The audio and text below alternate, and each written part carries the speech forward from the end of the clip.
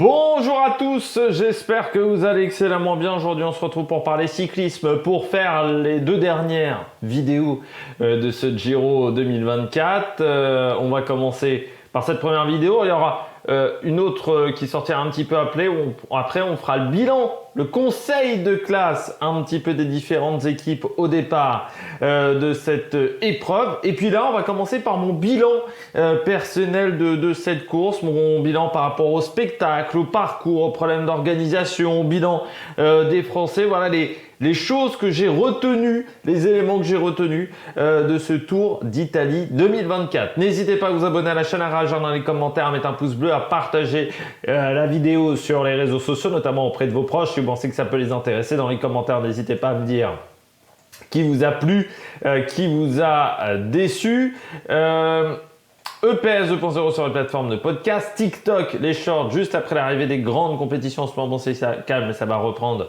Alors, pas au moment du Dauphiné, mais au moment du Tour de Suisse, parce que le Dauphiné, je suis encore pas chez moi. Je reviendrai en milieu de Tour de Suisse, enfin en milieu, début de Tour de Suisse. Donc là, on refera des shorts au moment du Tour de Suisse. Puis bien entendu, pour les compétitions qui suivront, bien entendu, pour le Tour de France.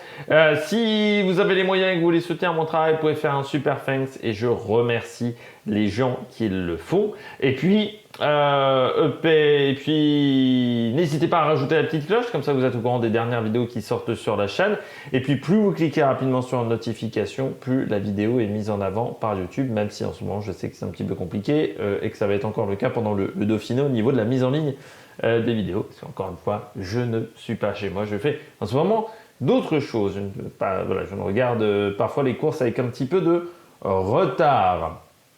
On commence tout de suite avec ce Tour d'Italie, mon bilan personnel. On va commencer par, un premier point. Eh bien, c'est le parcours. Le parcours du côté de la montagne. Pas un bon parcours, hein, on le dira, c'est pas un parcours qui était très montagneux. Déjà, avant le départ de ce Giro, on le savait. Et on savait que cette deuxième semaine allait être compliquée. En fait, ce Giro partait très fort avec un début de Giro sur les deux premiers jours qui était très costaud. Et puis après, on savait qu'on allait avoir pas mal d'étapes de sprint. Et on avait les deux contre-la-montre qui pouvaient avoir un impact très important, surtout le premier, qui pouvait donner des écarts et qui au final n'en a pas donné tant que ça chez les poursuivants. Par contre, c'est sûr que Pogačar a été très fort ce jour-là, mais je trouve que le premier contre-la-montre était très bien réalisé. J'étais moins fan du deuxième parce qu'on était sur un contre-la-montre un peu plus classique. Mais le premier contre-la-montre, je vous avais dit, c'était le type de chrono que moi j'aime bien parce qu'il y a une vraie gestion de l'effort à avoir. Et puis après, on a eu quand même quelques étapes qui n'ont pas donné grand-chose sur ce Tour d'Italie parce que pas suffisamment dur, parce que parfois les côtes pas forcément au bon endroit, parce que la construction de ces étapes n'était pas franchement très bonne. Je prends l'exemple le plus typique, c'est l'exemple de l'étape numéro 16 qui même dans sa première version n'était pas bien réalisée. Au final, l'étape du Passo Brancon qui je pensais serait peut-être l'étape majeure de ce Giro, mais arrivée un peu tard, il faut le dire aussi, c'est arrivé étape 17. Et puis le double passage du Passo Brancon, peut-être pas l'idée du siècle, même si je pense que le double passage du Monte Grappa était encore une moins bonne idée, parce qu'au final cette étape numéro 20 n'a absolument rien donné, hein. Le double passage du Monte Grappa, ça a apporté un peu des clopinettes, je trouve.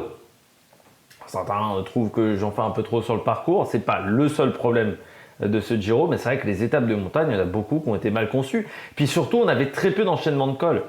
On s'aperçoit maintenant quand même sur les différents grands tours qu'on voit depuis, je dirais 10 ans. Déjà, les étapes de moyenne montagne, c'est là où on a le plus de spectacles. Au final, on en a eu très peu d'étapes vraiment de moyenne montagne. Il y a l'étape de Fano, sauf que c'était vraiment un peu trop plat, l'étape de Fano. Il y a l'étape du Boca della Selva aussi, hein, cette étape 10, on était sur une étape plutôt de moyenne montagne, mais on s'aperçoit que ce sont les étapes de moyenne montagne aujourd'hui. On a le plus de spectacle et surtout, alors soit c'est l'altitude, soit c'est l'enchaînement des cols. C'est-à-dire avoir très peu de phases de transition entre chaque col et l'altitude, parce qu'au bout d'un moment, ça crée de la fatigue. Sur ce Giro 2024, on n'a quasiment pas eu de montagne russe, c'est-à-dire vraiment d'étapes où ça fait que monter-descendre. On a eu quand même pas mal de phases de transition ou des longues descentes ou parfois des kilomètres de vallée pendant 15, 20, 30 kilomètres ou parfois des étapes où il n'y avait pas vraiment de construction qui était intelligente sur le parcours. Très peu d'altitude aussi. Si vous regardez bien des montées où on dépassait les 2000 mètres, il y a eu le Montolino, la fameuse étape 15 où il s'est passé un petit peu de choses quand même sur cette étape 15. Et ça a été là où on était à 2003.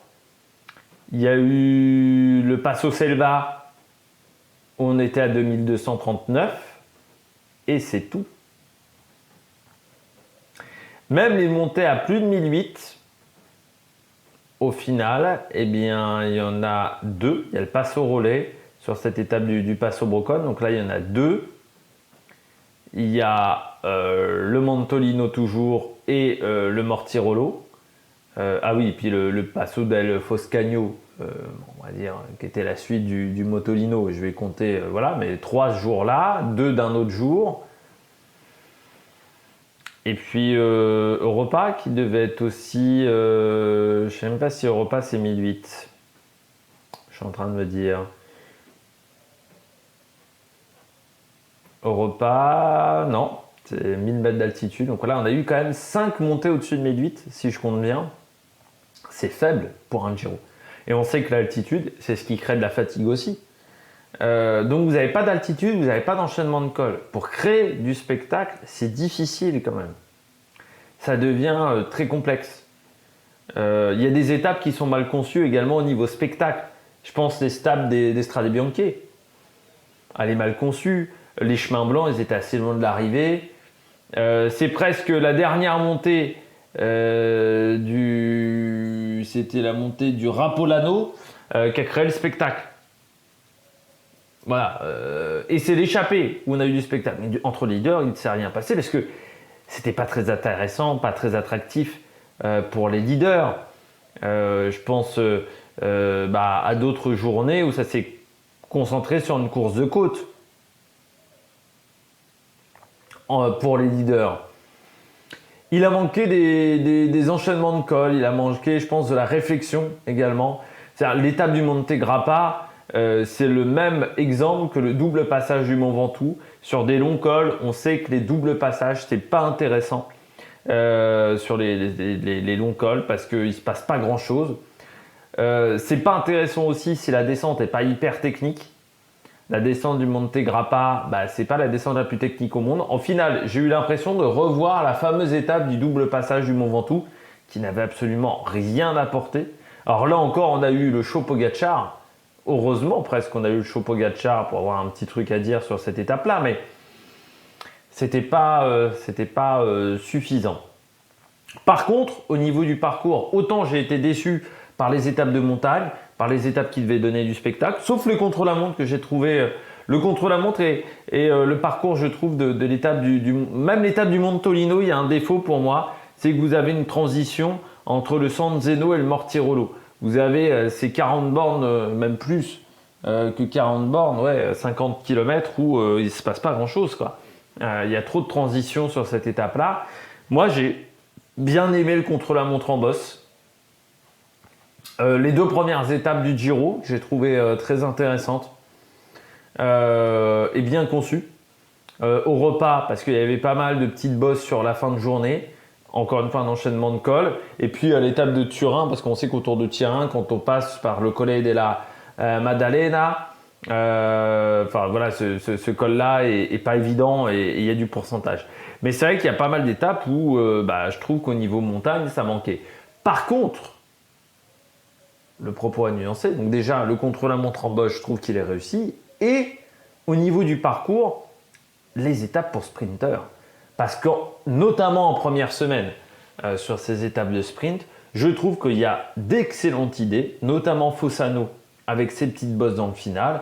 Bien entendu, le capot mêlé, alors même s'il aurait fallu plus de sécurité, là on est d'accord là-dessus, mais ça a changé du sprint où pendant, allez, on va dire 15-20 km, il faut attendre parfois les 15-20 derniers kilomètres pour qu'il se passe quelque chose.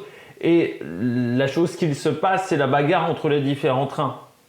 Là, sur l'étape du capot mêlé, on a eu du spectacle, vraiment du gros spectacle dans les 10 derniers kilomètres. Je trouve également qu'à Fossano, c'est très intéressant ce qui se passe et ça désorganise les trains. C'est-à-dire que cette difficulté-là désorganise pas mal les trains et les équipes. L'étape de Naples, c'était pas mal aussi au niveau des organisations des différentes équipes. Donc ça, je trouve que sur les étapes de sprint, notamment en première semaine, là, il y a eu des belles trouvailles de la part des organisateurs. Et là, il faut les saluer. Il faut les saluer également. Je regrette souvent sur les étapes de plat, notamment, je le dis, sur le Tour de France, le manque de carottes pour les baroudeurs. Et bien là, pourquoi on a eu aussi pas mal d'échappées, même si elles ne sont pas toutes allées au bout, mais pourquoi on a eu quand même plutôt des belles échappées? Il y a peu d'étapes où il n'y avait que 2-3 coureurs qui partent en échappée, parce que vous avez des carottes pour les baroudeurs, notamment déjà ces classements annexes, le classement de la Fouga, le classement des sprints intermédiaires, alors, même si c'est compliqué à comprendre hein, pour le grand public, mais déjà je trouve que c'est intéressant qu'il y ait des choses qui soient compliquées à comprendre pour le grand public. Alors pas sur les notions de base, sur les classements classiques, mais je trouve que c'est intéressant pour le fan de cyclisme qui sente qu'on lui ait pondu un truc qu'il n'y a que lui qui va comprendre. Ça, je trouve qu'il y a un intérêt parce que ça oblige déjà les suiveurs à être vraiment concentrés sur la course, à s'intéresser au règlement, à s'intéresser à certains paramètres. Et je trouve que c'est intéressant aussi d'avoir parfois des choses pointues qui vont permettre aux fans de cyclisme de comprendre qu'il est, allez, je vais dire, dans une sorte d'élite. Dans une sorte d'élite où il dit, ah bah, il va pouvoir l'expliquer à ses proches, donc il va pouvoir un petit peu ramener sa science. Il y a ce côté-là, tu vois, le classement des sprints intermédiaires, il faut l'expliquer. Si tu ne l'expliques pas, c'est difficile. Mais par exemple, il y en a peut-être certains qui l'ont expliqué à leurs proches. Il y a ce côté un petit peu technique, pas sur le général, mais ce côté-là un petit peu technique qui, je trouve, est très important pour les fans, pour sentir qu'ils sont considérés, pour sentir qu'il y a quelque chose à analyser. Voilà, que c'est pas juste regarder des mecs qui font du vélo. Il y a, ah bah tiens, il y a un petit truc en plus, il y a des petits classements annexes, il y a un petit peu de stratégie, il y a un petit peu de tactique, mais il y a aussi ce côté-là, classement annexe, ça j'aime bien. C'est ce que je reproche notamment à la Formule 1 aujourd'hui moderne, ce côté, on n'a plus de stratégie. C'est-à-dire qu'avant, quand vous regardiez de la Formule 1, beaucoup de gens ne comprenaient pas la Formule 1 parce que bon, il y avait le côté pilotage, regardez les mecs se tirer la bourre au niveau de la voiture, au niveau de la technique sur la voiture, mais il y avait aussi ce côté arrêt au stand.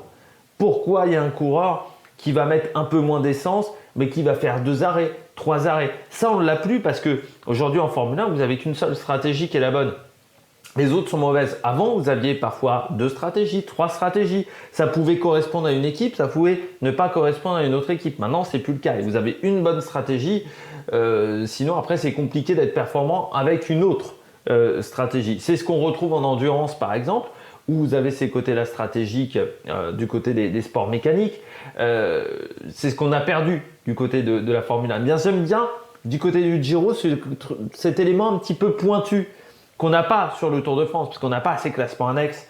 Et je trouve que c'est dommageable sur le Tour de France parce qu'on a ce problème-là qu'on a des échappées sur le plat où très clairement personne ne veut partir en échappée parce qu'il n'y a pas de carotte, il n'y a pas d'intérêt. On n'est plus comme dans le cyclisme des années 90 où vous aviez des échappées publicitaires parce que oui, il y avait vraiment des petites équipes qui étaient au départ du Tour de France. Quand il y avait Aubert 93 qui était au départ du Tour de France, même les premières années où vous aviez Bonjour, Brioche la boulangère, RAGT Semences, MG Rover, je crois que je l'ai dans le bon ordre, même Agritubet, c'était des toutes petites structures.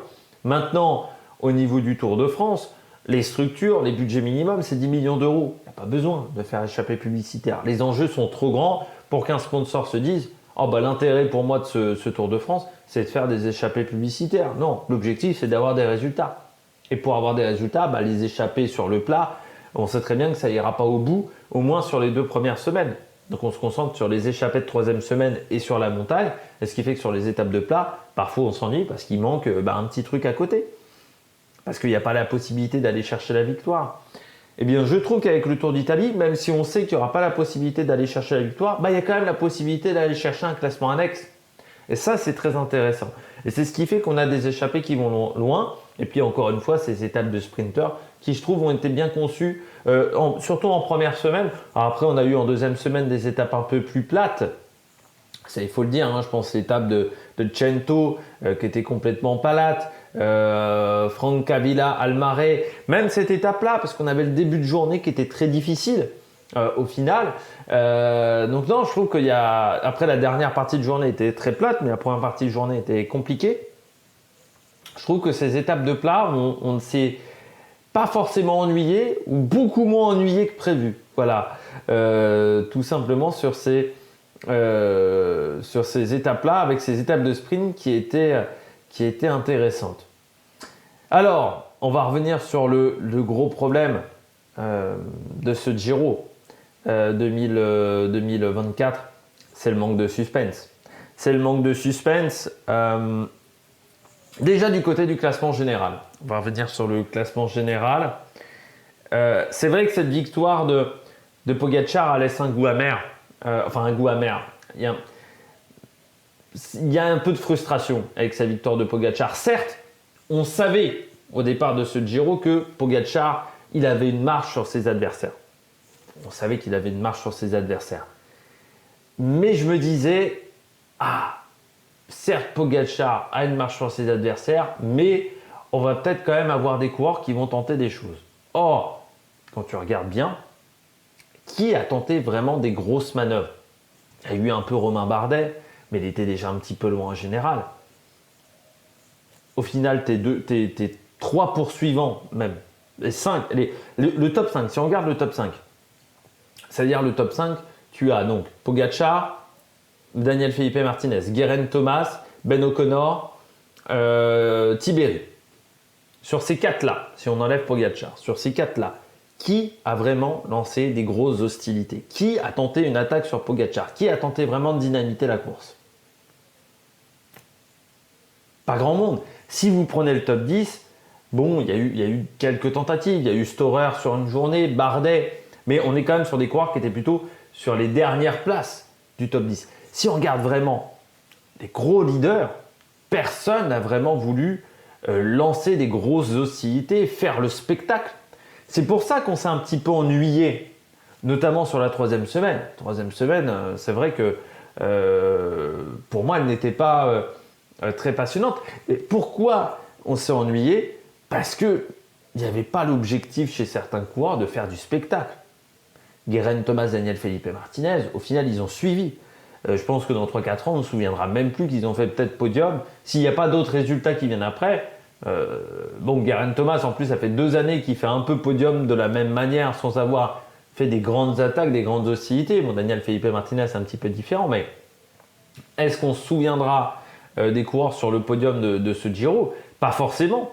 Alors après, c'est dommage parce que ça fait presque 3 Giro qu'on a un peu la même chose, c'est-à-dire avoir un petit manque de spectacle quand même.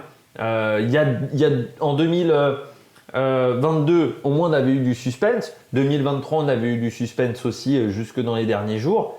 Là, en plus, on n'a même pas eu le suspense. Parce que les poursuivants se sont retrouvés très loin, très vite. Dès le premier contre-la-montre, en fait. On sent déjà que ça va être compliqué d'aller chercher Pogačar, qui a un petit peu tué le match. Et derrière, en plus, ces poursuivants, on aurait pu se dire, allez, il va y avoir une bagarre pour le podium.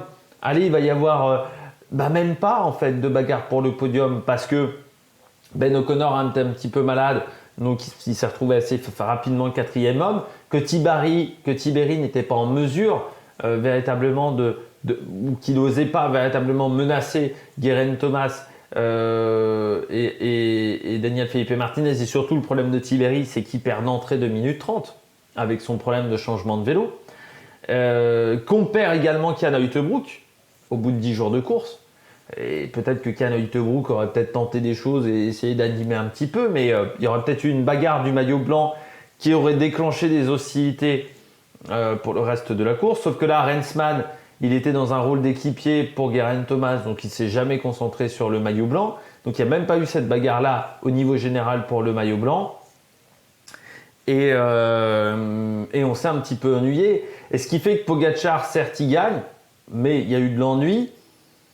Cette surdomination, forcément, a réveillé le côté dopage. Bah oui, comme d'habitude, je le dis toujours, mais de toute manière, dans le cyclisme, vous ne pouvez plus dominer. Ça, c'est. Voilà. Dès qu'il y a un mec qui domine, forcément, c'est dopage. On le voit avec Vingegaard, on le voit avec Pogačar. Je pense même certains avec Van Der Poel ou avec Philipsen. Alors, l'avantage de Van Der Poel et Philipsen, c'est que je le dis toujours, ça, c'est ce qu'on sent vraiment sur la montagne. Le dopage dans les sprints, c'est comme si ça n'existait pas pour beaucoup de suiveurs. C'est-à-dire beaucoup de suiveurs se concentrent. Par exemple, Vaillé, il me fait beaucoup rire. Enfin, rire, non. J'ai de la pitié. Même pas de la pitié. Je sais même pas c'est quoi le sentiment avec Vaillé. Mais quand je le vois toujours parler de Pogačar et des autres, je me dis, il ne regarde jamais les sprints, donc, ce mec-là. Parce qu'il ne regarde jamais les pics de puissance sur un sprint. Pourtant, je pense qu'il y a peut-être des choses à dire sur les sprints, aussi, du côté du dopage. Mais je ne sais pas. Pour beaucoup de gens, le dopage du côté des sprints, ça n'existe pas. C'est pas comme si, pourtant, il y a eu des mecs qui s'étaient fait choper. Il y a quand même pas mal de sprinteurs dans les années 2000 qui ne roulaient pas à Leclerc. Cipollini en est l'exemple. Petacchi. Il y en a d'autres là, c'est les exemples qui me viennent en numéro 1. Kiki aussi, je crois, s'était fait choper au niveau dopage. Zabel aussi, et il y en a certainement d'autres. Là, j'ai pas. Fréré, il est quand même passé à la Rabobank dans une époque où la Rabobank ça roulait pas vraiment à Leclerc. Donc on peut se poser des questions, on peut se poser des interrogations. Et voilà, Tom Boonen qui a été chopé pour cocaïne, également, certainement qu'il y a des coureurs du côté des sprinteurs qui, s'il y a du dopage, si vous considérez qu'il y a du dopage du côté de la montagne, techniquement vous devriez considérer également qu'il y a du dopage du côté du sprint. Mais bon, ça c'est quand on me dit que je suis trop gentil avec le dopage, ça me fait toujours rire. Enfin oui, rire un petit peu quand même. C'est pas comme si je défonce les mecs dès qu'ils se font doper, c'est juste que moi je défonce quand j'ai des preuves. Si j'ai pas de preuves, je défonce pas les gens.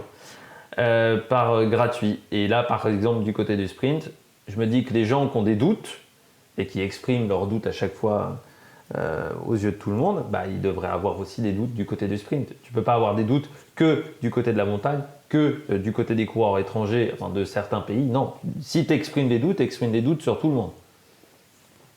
Parce que tout le monde a la possibilité de tricher aujourd'hui. Si tu considères que les contrôles ne sont pas assez importants, qu'il y a trop de produits qui sont autorisés, si un grimpeur peut prendre ces produits-là, pourquoi un sprinter ne pourrait pas les prendre?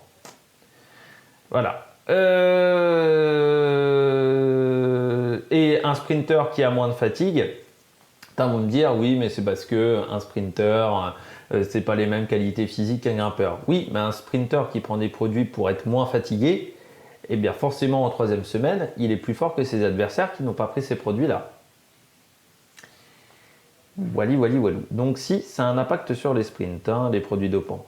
Mais le problème du Giro, et le problème pour Pogačar, au-delà de ses réserves bien entendu sur le dopage, c'est que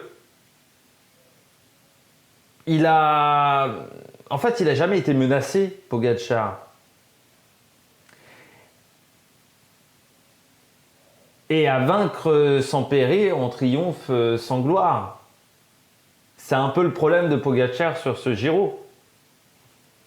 Il n'a jamais été menacé. Tu vois, je pense que même pour Pogačar, peut-être, c'était pas forcément passionnant cette troisième semaine, parce qu'il savait qu'il avait une marche sur tout le monde. Vous savez, c'est comme quand vous jouez à un jeu de voiture, enfin vous jouez à un jeu de course, un jeu de sport, et vous avez mis en mode facile, et vous gagnez, je sais pas, avec 3 ou 4 tours d'avance. Bon, c'est marrant une course, c'est marrant 2 courses, mais sur toutes les courses du championnat, si vous avez 10 courses ou 15 courses du championnat, au bout d'un moment, vous vous ennuyez, puis vous rangez la manette, et puis vous retouchez plus au jeu. Là, du côté de Pogačar, je me dis que mentalement, au bout d'un moment, c'est peut-être ce qu'il avait envie de faire. Bon, il voulait gagner forcément ce Giro, mais Ça devait pas être passionnant forcément tous les jours. Donc on parlait du problème du suspense du Giro sur le classement général, avec le fait que les poursuivants n'ont pas forcément fait de spectacle. Le problème également de l'ennui dans ce Giro, c'est qu'autant parfois les classements annexes, maillot cyclamen, les classements de la montagne, maillot blanc, classement par équipe, arrivent à avoir un petit peu de bagarre, un petit peu de spectacle, sauf qu'on s'aperçoit qu'en fait on n'a eu aucun suspense également dans les autres classements. Du côté du maillot blanc, parce qu'en fait Arensman ne s'y intéressait absolument pas. Alors je ne sais pas si c'était une demande d'Ineos ou si c'était vraiment une envie d'Arensman. Donc ce qui fait que Tiberi, certes il avait au départ un moment que 40 secondes d'avance sur Arensman, mais comme Arensman disait toujours, moi je ne me concentre pas sur le classement, ça a un petit peu enlevé de bagarre. Encore une fois, l'abandon d'Oitebroek n'a pas fait du bien également du côté de ce classement du maillot blanc, parce que c'est vrai que moi j'aurais bien aimé voir la bagarre entre Tiberi et Can Uijtdebroek, et on voyait bien que Zana c'était quand même un petit ton en dessous, que Piganzoli n'était pas en mesure de menacer le classement du maillot blanc. Donc déjà on n'a pas eu de suspense du côté du maillot blanc. Du côté du classement par équipe, on voyait bien que certes, Ineos arrivait à tenir la baraque sur les contre-la-montre, mais que Decathlon et G2R étaient plus forts en montagne. Je dirais qu'on a quand même eu un peu plus de bagarre sur ce classement-là, peut-être que sur d'autres, mais c'était quand même pas exceptionnel.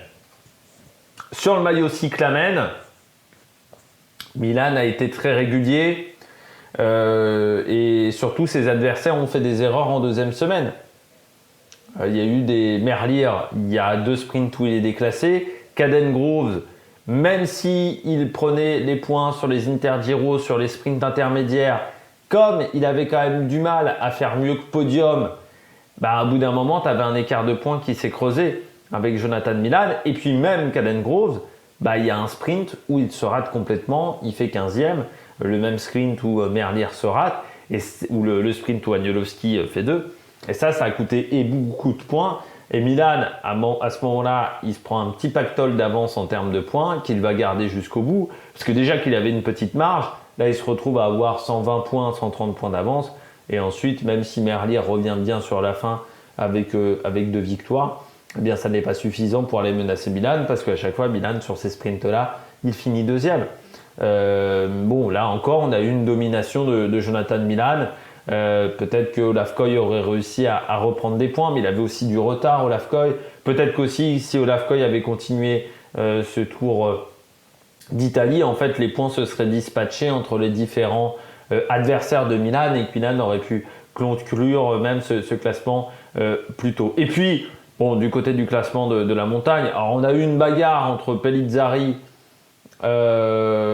et Steinhauser les derniers jours pour savoir qui serait le dauphin de Pogačar, mais comme le barème du classement de la montagne, comme sur le Tour de France, est mal fichu, comme sur en fait les 3 grands tours, ce barème est mal fichu, c'est la prime en fait. Déjà avec sur le Tour d'Italie, vous avez déjà un premier problème, c'est que vous n'avez qu'un seul hors catégorie.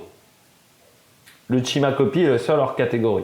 Les autres, c'est un système avec 40 ou 50 points. C'est à chaque fois première catégorie. Il n'y a que 4 catégories techniquement sur le Tour d'Italie. Ensuite, vous avez ce fameux principe des points qui comptent double lors des arrivées au sommet ou lors des dernières difficultés importantes. Ça te tue un classement de la montagne. Forcément, encore plus avec un Pogačar qui domine. Mais même si on avait eu d'autres, ça aurait été un coureur du top 5 qui aurait pris ce classement du maillot bleu. Ce qui s'est passé l'année dernière avec Thibaut Pinot. Mais encore, Thibaut Pinot, il était parti beaucoup de fois en échappée. Là, mon gros problème, c'est que tu t'aperçois qu'un Quintana se retrouve bien classé du côté de ce classement, alors que Quintana, avant la fin de deuxième semaine, il part pas en échappée. Donc il marque quasiment pas de points. Et il arrive pourtant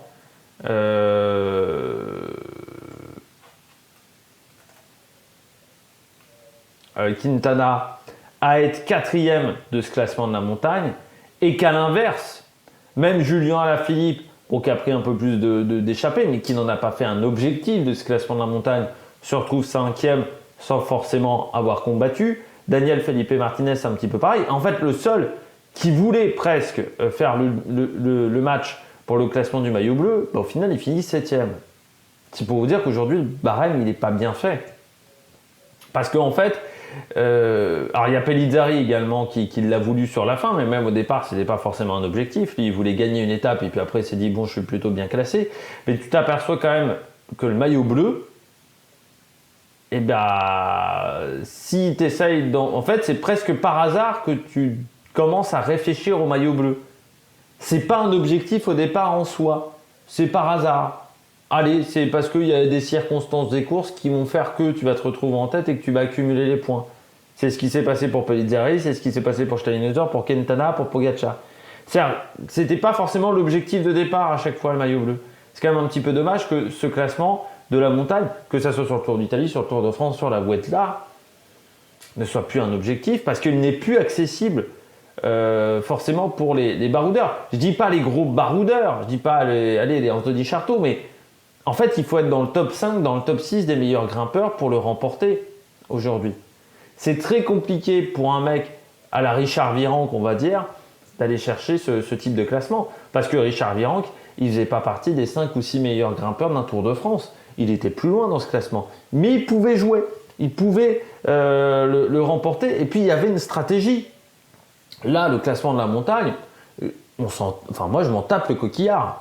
Parce qu'il n'y a plus ce côté, faut aller récupérer les points à droite à gauche.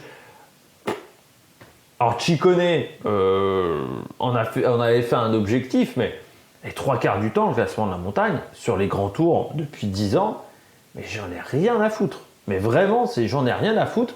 Pas parce que je considère que ce classement est inintéressant, je considère que c'est un classement qui est intéressant. Mais parce que le barème, je le trouve tellement à chier à chaque fois, que je trouve qu'il n'y a pas de suspense, il n'y a pas de spectacle, il n'y a rien et que ce n'est pas un objectif. Et bon voilà, c'est ça qui m'énerve sur ce classement de la montagne.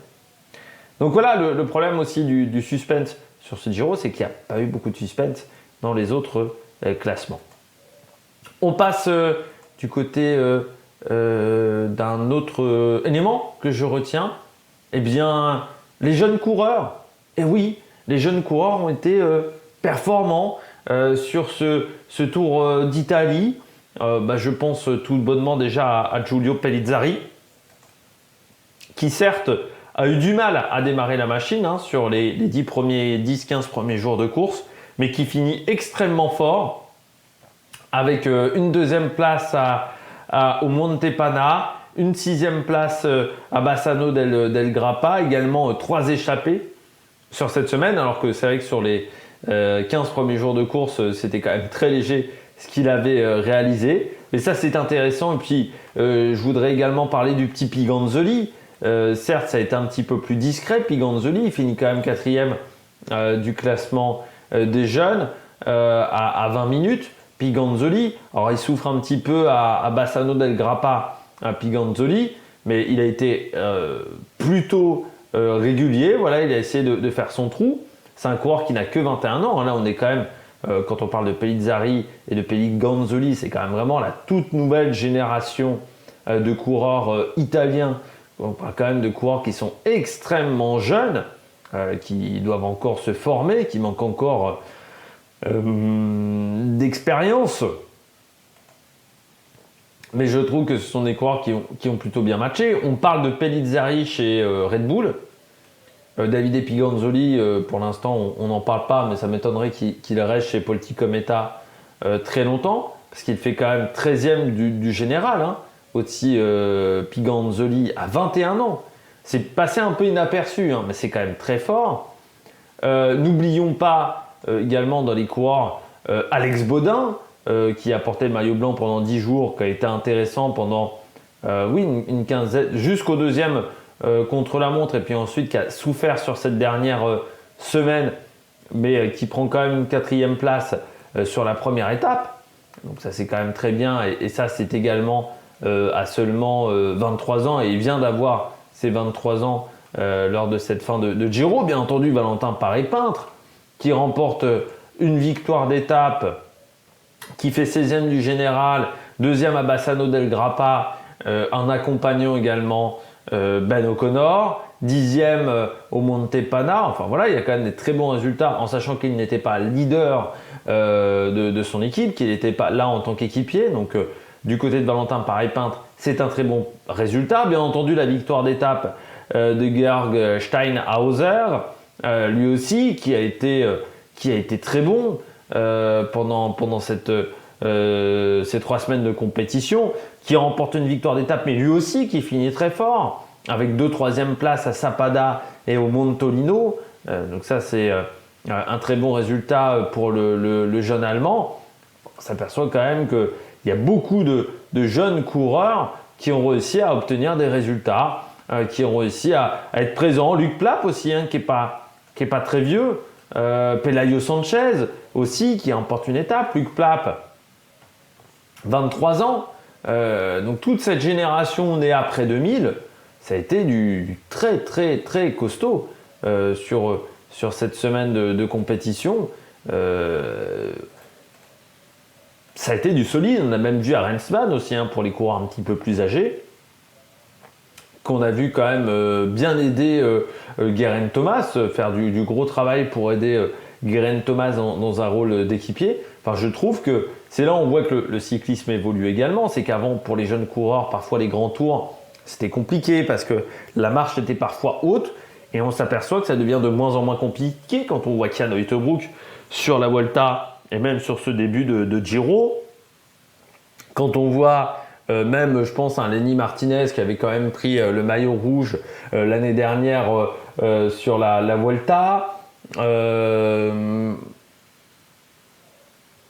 On s'aperçoit que maintenant, bon, je ne parle même pas de Remco Evenepoel, mais on s'aperçoit qu'avant, le truc qu'on disait chez les professionnels, je me souviens il y a 10-15 ans, c'était les managers qui disaient ça. On attend quand même souvent 1 saison, 2 saisons chez les professionnels. Souvent on disait avant 23 ans, pas de grand tour. Je me souviens quand on avait vu des coureurs très jeunes arriver en grand tour, on se disait c'est peut-être quand même une prise de risque.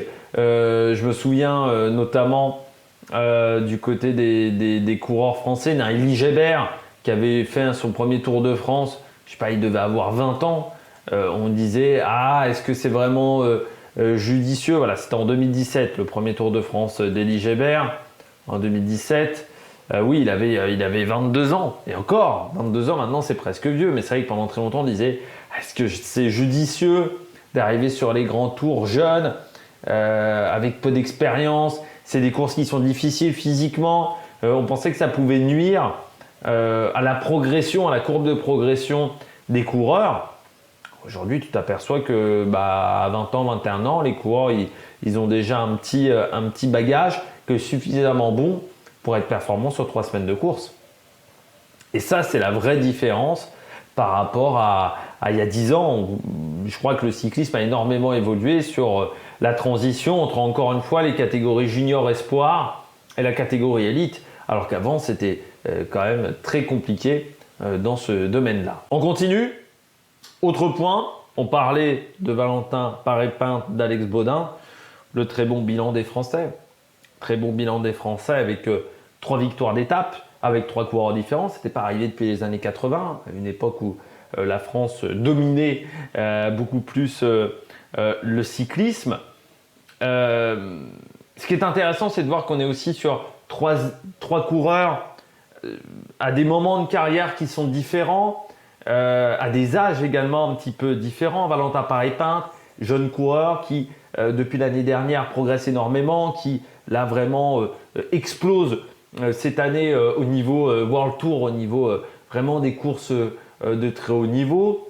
On a un Julien Alaphilippe qui retrouve un excellent niveau, un niveau qu'on n'avait pas vu depuis 2 ans, il faut bien le dire, du côté de Julien Alaphilippe, un niveau depuis son titre de champion du monde. Voilà, son 2e titre de champion du monde. Donc ça fait très plaisir du côté du coureur français. Et puis un Benjamin Thomas qui a peut-être remporté la plus belle victoire de sa carrière. J'ai envie de dire un peu comme un Geoffrey Soupe l'année dernière sur la la Vuelta, qui a été très bon tactiquement et sur une année qui est importante pour lui avec une année olympique, le jour où la flamme en plus olympique arrivait du côté de Marseille, du côté de la France. Il y avait un symbole qui était assez fort, qui signe la première victoire de la saison de Cofidis également, qui était dans une attente énorme, dans une échappée où il y avait quand même du beau monde, qui n'avait jamais eu beaucoup d'avance, mais qui avait réussi à bien résister, à être intelligente. C'était vraiment une belle victoire tactique de la part de Benjamin Thomas. Donc on a 3 victoires qui sont vraiment…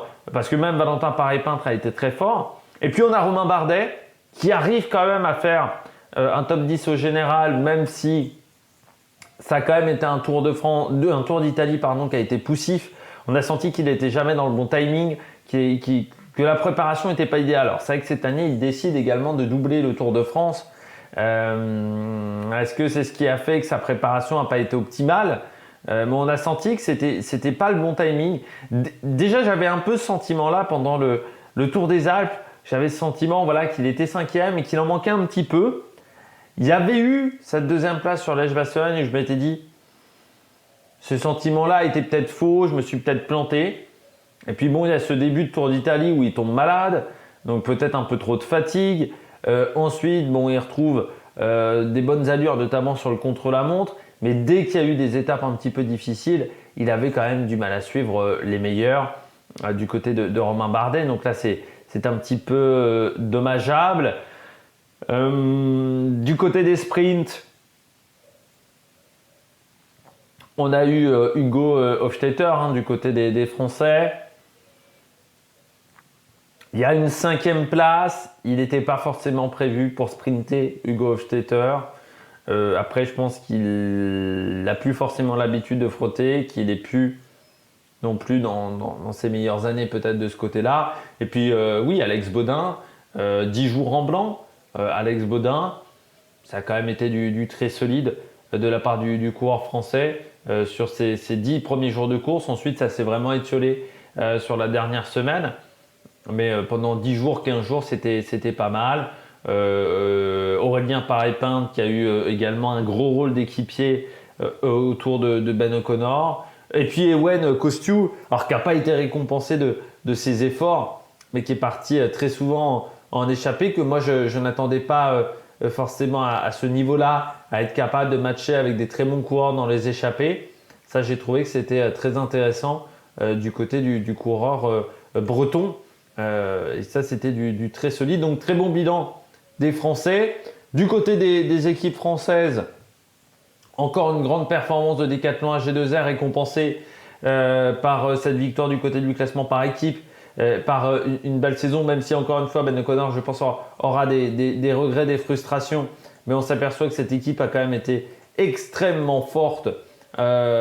C'était peut-être même la structure la plus solide au départ de cette épreuve, avec quand même quasiment 3 coureurs dans le top 20. Il ne s'en est pas fallu de beaucoup pour Alex Baudin, qui finit à 1h20,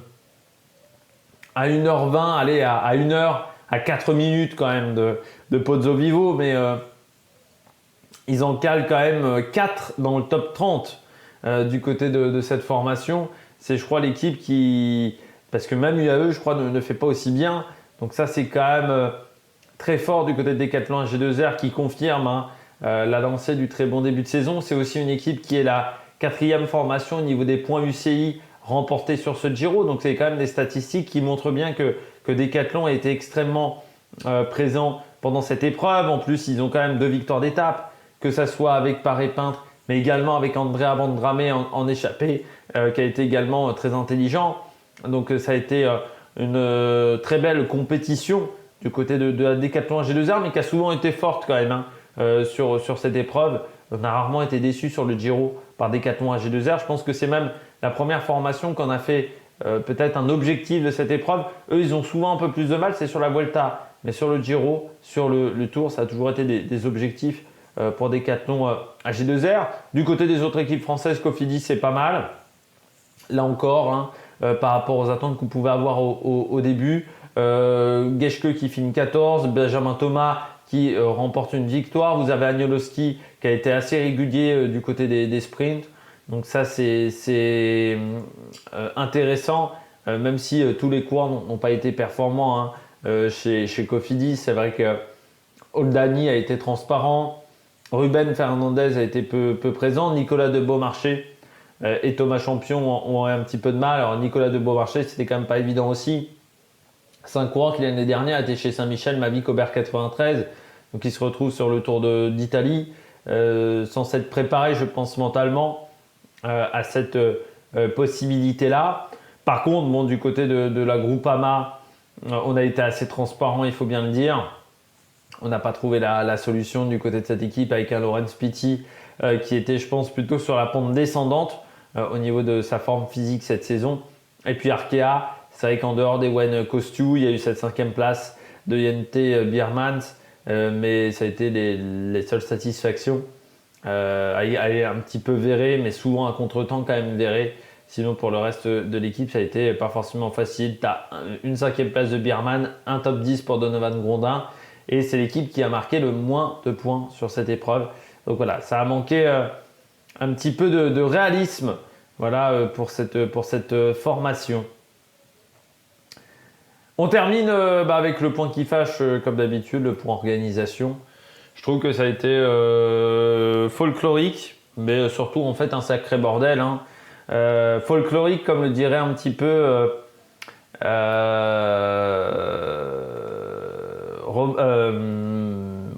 Romain Molina dans les clubs de foot. Vous savez, quand il dit à chaque fois c'est folklorique, c'est pas dans le côté positif folklorique, c'est dans le côté c'était le bordel en termes d'organisation. Premier problème pour moi au niveau de l'organisation, encore une fois, c'est les stades du Stelvio.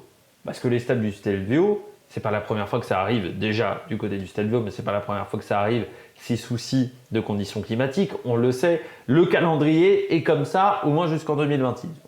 Jusqu'en 2026, aller haut en altitude sur le Tour d'Italie, forcément il faut prévoir un plan B. Mais le problème, c'est qu'il ne faut pas prévoir un plan B 2 jours avant. Il faut prévoir des plans B longtemps à l'avance. Or, tu as toujours l'impression avec l'organisation du Giro que c'est de l'improvisation de dernière minute. Et l'idée quand même de la pause de 3 minutes pour changer les vêtements, je ne sais toujours pas qui a eu cette idée à la con du côté de l'organisateur dans cette réunion-là. C'est quand même la pire idée de l'histoire. Vraiment, dans les idées à la con, celle-là, on en a vu pourtant du côté du Tour d'Italie, mais celle-là, elle est assez grandiose. Donc l'étape du Stelvio, je ne vais pas y revenir sur cette étape du Stelvio. Je voulais juste apporter un point, parce qu'on m'a dit, oui, tu critiques l'organisateur, or c'est pas la faute de l'organisateur. Si. Alors déjà, premièrement dans la vidéo, je ne critique pas que les organisateurs en plus, parce que c'est un petit peu faux de dire ça. Certes, je critique beaucoup les organisateurs, je critique également 2 autres points. Je critique le fait que l'UCI ne tape pas sur les organisateurs quand ils ne font pas leur travail. Donc ça veut dire que je tape également sur l'UCI et je tape également sur l'association des coureurs en disant c'est quand même pas top, c'est opaque l'association des coureurs et on aimerait bien qu'il y ait des votes pour savoir, eh bien tiens, 50% des coureurs étaient d'accord avec cette décision, 40% étaient en désaccord, bon 10% ne se prononcent pas. Voilà, on aimerait bien savoir parce que des fois on a l'impression comme pour la chicane de Paris-Roubaix, que tu as 20 coureurs qui ont été interrogés et que sur ces 20 coureurs, oui, il y en avait 15 qui étaient en désaccord, mais que tu as les 3/4 du peloton qui n'ont pas été mis au courant. Toujours un petit peu la même chose également du côté du syndicat des coureurs. Donc quand on dit que je ne critique que RCS, c'est faux parce que je ne critique pas que RCS. Sur cet aspect-là, j'ai critiqué également l'UCI, j'ai critiqué l'association des coureurs. Et je voudrais dire que je vais poursuivre sur des éléments que je n'avais pas dit ce jour-là. Ça n'arrive que sur le Giro. Pourquoi ce genre de situation n'arrive que sur le Giro? Déjà parce que le Giro est mal organisé. Bon, voilà, c'est mal organisé, c'est la fête du slip. Alors je me demande jusqu'à quel point c'est pas un... Alors, on va peut-être faire une généralité, mais souvent quand j'ai vu des événements en Italie, c'est le bordel. Le Grand Prix d'Imola, l'année dernière, il y a des inondations. On attend quand même que les camions s'installent. qui soient donc les roues dans la flotte alors qu'il y a des inondations monstres et qu'on savait qu'il allait y avoir des inondations monstres pour dire le mardi ou le mercredi, ah bah non, on annule le Grand Prix. On n'aurait pas pu le dire avant. On pouvait le dire avant parce qu'on savait qu'il allait pleuvoir. On savait, c'était prévu, c'était sur tous les schémas météo que ça allait être la grosse tempête. Je pense notamment à l'Eurovision également organisée par l'Italie du côté de Turin où il y avait eu des soucis déjà dans l'animation entre Mika, Laura Pozzini. Bon, Laura Pozzini qui en plus avait la Covid ce jour-là, c'était pas évident pour la finale, mais où en plus on a vu des problèmes techniques, c'est-à-dire que alors pour vous expliquer, il devait y avoir un gros système de lumière qui avait été mis en place par les Italiens, un système mécanique, une sorte de soleil mécanique, c'est-à-dire que tu pouvais le mettre qu'il éclairait beaucoup ou réduire la lumière selon les passages sur scène. Bon, il tombe en panne le premier jour des répétitions.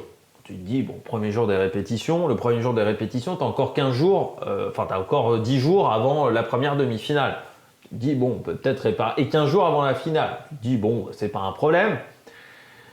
Eh bien, le soleil mécanique n'a jamais été réparé parce qu'ils n'ont jamais pu le réparer et qu'ils ont dit, en fait, c'était trop long pour réparer. C'est-à-dire que les délais pour réparer étaient trop longs.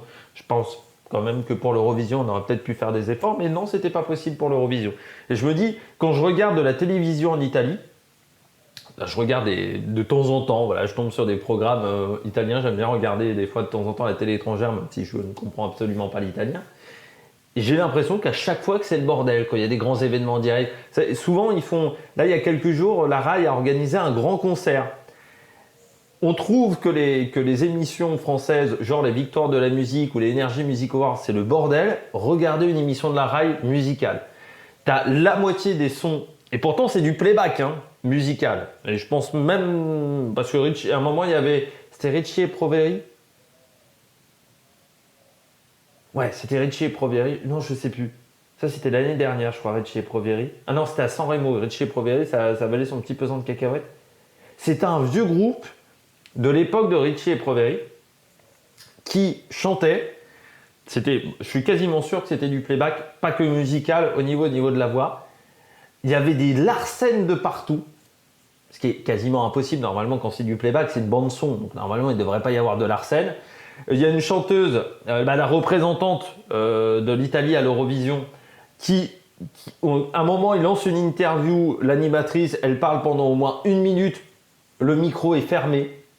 Mais il n'y a que des merdes comme ça. Donc je me dis jusqu'à quel point c'est l'Italie, au niveau de l'organisation des événements, qui ne sait pas faire. Ou qui, à chaque fois, c'est la fête du slip. Je ne sais pas parce que je suis au point de me demander si c'est pas ça. Parce que toutes les courses italiennes, quand même, très souvent, c'est le bordel. Alors le Giro commence à devenir quand même au top niveau. Mais bon, même le Tour des Alpes, de temps en temps, c'est quand même le bordel. Faut quand même le dire. Ou le Tour de Lombardie, aussi pour les courses de fin de saison. Donc, au niveau organisation, c'est le bordel. Et comme chaque année, c'est le bordel, les coureurs, j'ai l'impression que de temps en temps, ils forcent quand même un petit peu le trait aussi. C'est-à-dire que comme on sait que si tu forces un petit peu RCS à faire telle ou telle chose, tu arrives à tes fins, parce que ça fait depuis 4 ou 5 ans, notamment la fameuse étape qui est raccourcie, qui devait faire 250 km et qui à la fin n'en fait plus que 120. Je crois que c'est le Giro Covid, donc c'est le Giro 2020. Comme tu sais qu'RCS, si tu gueules, bon, au bout d'un moment, ils passent pour des branquignoles et ils sont obligés d'accepter les demandes des coureurs. Les coureurs, ils font exprès de les faire passer pour des branquignoles pour obtenir des demandes. Et c'est ce que fait le syndicat des coureurs. Le syndicat des coureurs s'autorise à faire des choses avec RCS qu'il ne s'autoriserait absolument pas à faire avec ASO et avec même Flanders Classic. Pourquoi ils font ça? Parce que c'est RCS et qu'ils savent qu'ils arriveront à avoir gain de cause parce que c'est toujours le bordel. C'est pour ça que je critiquais énormément l'organisateur, parce qu'il y a aussi cet aspect-là. Si c'était bien organisé, les coureurs ne se permettraient pas de faire ce genre de choses. Et notamment, je trouve que là aussi j'avais critiqué les coureurs, notamment sur ma vidéo. Je critiquais pas que les organisateurs, parce que j'avais dit c'est quand même un manque de respect de ne pas s'être pointé au départ fictif, alors que tu avais des spectateurs, alors que tu avais le maire de la commune qui balance peut-être 200 000, 300 000 euros pour avoir le départ de l'étape. Et ça, je trouve que c'était un vrai manque de respect de la part des coureurs. Et on le sait que là, c'était RCS. Normalement, il devait y avoir un départ fictif. C'était une demande de RCS. Normalement, il s'était serré la main avec les associations des coureurs pour que le lendemain matin, ça ne parte pas au niveau d'un départ fictif. Et ça, je trouve que c'est un manque de coureurs de la part des organisateurs. Mais je trouve que de la part des coureurs, du syndicat des coureurs, mais je trouve que c'est aussi un manque de respect des organisateurs d'annoncer quand même les modifications de parcours 2 heures avant, 3 heures avant le départ. Parce que vous avez certainement des spectateurs qui pensaient voir un petit peu de course et qui n'en ont pas vu. Et qui se sont retrouvés à peut-être aller au pied du Stelvio, qui n'étaient pas au courant que ça allait pas se passer, et qui se sont retrouvés comme des cons à se dire pourquoi on n'a pas les coureurs. Puis bon, tu sais, quand il arrive 14 heures, tu regardes ton téléphone et là, tu te dis bah oui, en fait ils passeront pas, tu as perdu une journée. Et peut-être qu'ensuite tu es dégoûté par le cyclisme. Ça, il faudrait le prendre en compte. Parmi les autres aspects, bien entendu la réalisation, télé, catastrophique. Enfin, là encore, quelquefois c'est difficile, mais je trouvais d'habitude que c'était les courses espagnoles qui étaient mal filmées. Là, c'était pas bien filmé, ça manquait cruellement d'informations. Les contre-la-montre, c'était du grand n'importe quoi. Et pourtant, je dis que les contre-la-montre en général, c'est nul. Mais là, c'était même plus nul, c'était nul, nul, nul, triplement nul. Il y avait plein de choses qui étaient nulles, enfin qui marchaient pas au niveau de la réalisation. Le premier sprint, je suis obligé de le regarder 10 ou 15 fois pour comprendre ce qui se passe à l'écran. Tellement on a peu d'infos, tellement on change de caméra très souvent. Sur un sprint, il devrait y avoir des règles. Sur un sprint, on ne devrait pas changer plus de 3 fois de caméra ou 3 ou 4 fois de caméra sur le dernier kilomètre. Parce qu'on a des pertes d'image, et ce qui fait qu'on n'arrive pas à comprendre totalement ce qui se passe avec les changements de caméra. Et il devrait y avoir obligation que le dernier kilomètre, il y ait une caméra d'hélicoptère pour qu'on puisse analyser tout.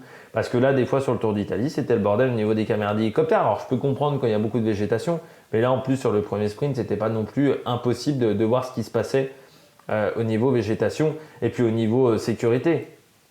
C'est vrai qu'au niveau sécurité, je pense notamment à l'étape du Capo Mele, avec l'arrivée, l'étape de Andorra, où vous avez des voitures qui sont le long de la route et qui sont mal garées. Et notamment une énorme camionnette. Ouais, je me dis à chaque fois, putain, il y a un mec qui va s'en plafonner. Je sais plus c'est quelle étape où les coureurs d'Israël tombent tous. Je pense notamment à Pickrell, avec le panneau qui n'est pas bien indiqué. Je pense aux signaleurs qui ont fait au moins 4 ou 5 fois n'importe quoi, notamment sur l'étape remportée par Pelayo Sanchez, où les coureurs ratent un virage parce que ça soit Alaphilippe et Pelayo Sanchez, parce que le signaleur fait n'importe quoi. Sur la dernière étape aussi, à un moment, je me suis dit, le signaleur, il va s'emplafonner les coureurs dans la gueule. Enfin, il y a plein de fois où il y a des problèmes de sécurité, que ça soit pour les coureurs, mais que ça soit également pour les signaleurs, parce que je trouve qu'on leur fait prendre à certains moments des risques, alors qu'on pourrait mettre en place d'autres systèmes. Et je trouve qu'il y a encore des dangers sur la route qui ne sont pas indiqués. Alors oui, il y a des dangers qui ne sont pas inhérents à l'organisateur. L'état des routes italien qui s'est dégradé, ça j'ai envie de dire, c'est un peu dans l'Europe entière, parce qu'en France, l'état des routes n'est également pas bon. J'ai entendu la dernière fois la présentation de la Femmen Ardennes Classique par Gérald Véry, avec l'organisateur, où il disait l'état des routes en Wallonie c'est également une catastrophe. J'ai l'impression que c'est quand même dans plein de coins d'Europe. J'ai vu aussi en Grande-Bretagne, où il y a également, j'ai vu un reportage, je ne sais plus sur France 2 ou TF1, dans le 20h, où il parlait également de l'état des routes. Donc voilà, l'état des routes, oui, ça fait partie d'un élément qui est une sorte d'impondérable, même si tu peux ne pas passer dans certains coins en disant au maire, là votre voirie est dans un trop mauvais état, soit vous refaites la voirie pour le passage des coureurs, soit on n'accueillera pas la course, parce que là c'est juste pas possible. Et ça c'est aussi si tu as un organisateur qui est fort, mais pour qu'un organisateur puisse prendre ces positions-là et soit en position un peu de force, il faut que ça soit irréprochable. Sauf que comme cette course est mal organisée depuis des années, comme ils ne sont pas irréprochables, souvent ils sont obligés de s'écraser. Et c'est ce qui s'est totalement passé sur l'étape du Stelvio. Bon, je crois qu'on a tout dit. Organisation, sécurité, voilà. Je crois qu'on a parlé de tout. Deuxième vidéo donc qui arrivera avec le conseil de classe de ce Giro. D'ici là, n'hésitez pas à vous abonner à la chaîne, à réagir dans les commentaires, à mettre un pouce bleu. Allez, ciao ciao sur la Mec Production.